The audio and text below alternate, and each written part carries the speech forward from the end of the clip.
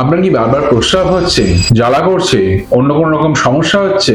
নমস্কার, আমি doctor Shirshendu Saha, consultant laparoscopic and general surgeon. এটা কিন্তু একটা ইউটিআই বা ইউরিনারি ট্র্যাক্ট ইনফেকশনের একটা সিমটম হতে পারে। ইউরিনারি ট্র্যাক্ট ইনফেকশন হলো মূত্রনালীর সংক্রমণ, যা কোনো জায়গা থেকে, শরীরের কোনো জায়গা হোক বা বাইরের কোনো জায়গা থেকে মূত্রনালীকে ইনফেকশন হওয়ার জন্য এই রোগটা দেখা দেয়। মহিলাদের মধ্যে সাধারণত এই রোগটা বেশি দেখা দেয়, পুরুষদের মধ্যেও যথেষ্ট রকম ভাবে দেখা দেয়। সব থেকে মহিলাদেরই বেশি হয় এটা। সিমটমস, কোন কোন লক্ষণগুলো দেখলে আমরা ভাববো যে আমার ইউটিআই হতে পারে? মেইনলি পেচ্ছাপে জ্বালা হতে পারে, লোয়ার অ্যাবডোমিনাল বা তলপেটে ব্যথা, কম পরিমাণে প্রস্রাব হওয়া বা অতি দুর্গন্ধযুক্ত প্রস্রাব হলে, এই সিমটম গুলো থাকলে, বা অনেক সময় পেচ্ছাপের রং লাল হয়, কারণ সেক্ষেত্রে ডিউ টু ইনফেকশনের জন্য পেচ্ছাপের রাস্তা দিয়ে রক্ত পড়ে। এইগুলো হলো ইউরিনারি ট্র্যাক্ট ইনফেকশনের সিমটম। কেন হয় এই ইউরিনারি ট্র্যাক্ট ইনফেকশন?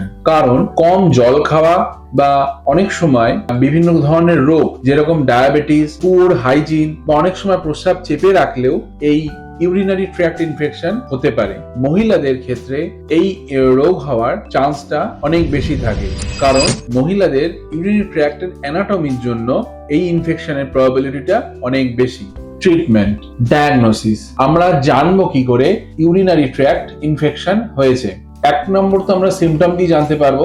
এছাড়াও কিছু টেস্ট, যেরকম যদি খুব ইনফেকশন হয় বা সুগার থাকলে পেশেন্টের fasting blood sugar, postprandial blood sugar, urea creatinine, এই রিপোর্টগুলো করা হয়। এছাড়া যদি ইনফেকশন অন্য কারণ বা কিডনির কোনো রোগ বা কিডনির কোনো স্টোনের জন্য হয়, সেক্ষেত্রে আমরা initial investigation ultrasonography, USG of the whole abdomen বা কেইউবি রিজিয়ন দিয়েও আমরা সেটাকে ডায়াগনোসিস করতে পারি। এছাড়া যদি অনেক সময় কিছু কমপ্লেক্স কারণ বা কিছু কিডনির কিছু কমপ্লেক্স রোগের জন্য এই ইউরিনারি ট্র্যাক্ট ইনফেকশন হয়, সেটা আমরা সিটি ইউরোগ্রাফি বা সিটি স্ক্যানের মাধ্যমে আমরা এটা জানতে পারি। এছাড়া ইউরিনের পরীক্ষা করা হয়, ইউরিন আরইএমই এবং কালচারের মাধ্যমে আমরা ইউরিনে কতটা ইনফেকশন আছে এবং কি অর্গানিজমের জন্য হচ্ছে সেটা আমরা জানতে পারলে সেই মতো আমরা ওষুধ চালু করতে পারবো। ট্রিটমেন্ট, সব থেকে ইম্পর্টেন্ট ট্রিটমেন্ট হলো অ্যালার্ট এবং কনসাসনেস, প্রপার টাইমে জল খাওয়া, হাইড্রেশন মেনটেন করা। এইটা সব থেকে বড় ইম্পর্টেন্ট এই ইউরিনেটেড ইনফেকশন প্রিভেনশনের জন্য। কিছু রোগ প্রিভেনশন করলেই সারানো যায়, ইউটিআইটা হলো তার মধ্যে একটি রোগ। অ্যাটলিস্ট রেগুলার বেসিসে আপনার ওয়েট ওয়াইজ মোটামুটি 2 থেকে 4 লিটার মতো প্রপার জল খাবেন, কখনো পেচ্ছাপ আটকে রাখবেন না, প্রপার হাইজিন মেনটেন করুন। এই ছোট ছোট জিনিসগুলো আপনার কিন্তু ইউরিনারি ট্র্যাক্ট ইনফেকশন আটকাতে পারে।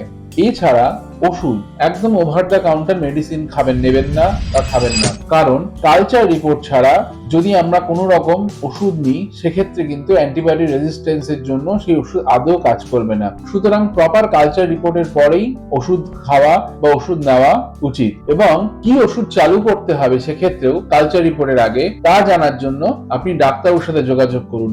আমরা ইনিশিয়ালি কিছু কমন অ্যান্টিবায়োটিক দিয়ে স্টার্ট করি, তারপর আস্তে আস্তে depending upon the culture report and depending upon the status of the urinary report আমরা সেই মতো ওষুধ আমরা দিয়ে থাকি। ইউটিআই একটা ছোট্ট সমস্যা হলেও এটা কিন্তু যদি অবহেলা করেন একটা জটিলতর রোগ হতে পারে। তাই সঠিক সময়ে চিকিৎসা নিন এবং সুস্থ থাকুন, এবং যদি আপনার এটা উপকৃত হন, এই ভিডিওটি শেয়ার করুন। ধন্যবাদ।